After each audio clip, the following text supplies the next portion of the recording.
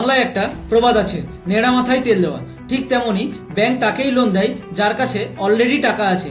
যার টাকার দরকার ব্যাংক তাকে ফুটি কৌড়িও দেয় না। ঠিক ইন্স্যুরেন্সের ক্ষেত্রেও তেমনই দেখা যায়। যখন আপনি অসুস্থ, আপনার মেডিক্লেম বা হেলথ ইন্স্যুরেন্সের সব থেকে বেশি প্রয়োজন, তখন কোনো কোম্পানি আপনাকে হেলথ ইন্স্যুরেন্স দেয় না। বা যখন আপনার বয়স ধীরে ধীরে বাড়তে থাকবে, আপনি মৃত্যুর দিকে এগিয়ে যাবেন, তখন কোনো কোম্পানি আপনাকে টার্ম ইন্স্যুরেন্স দিতে চাইবে না।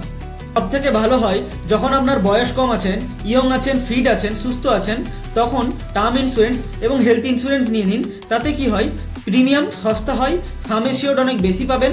ফলে যখন পরবর্তীকালে আপনার হেলথ ইন্স্যুরেন্সের দরকার পড়বে বা যখন এমার্জেন্সি আসবে, তখন আপনার সেভিংসে কোনোরূপ হাত না দিয়েই বেস্ট ট্রিটমেন্ট করাতে পারেন, বা আপনার মৃত্যুর পর আপনার পরিবারকে কারোর ওপর ডিপেন্ডেন্ট হয়ে না থাকতে হয়।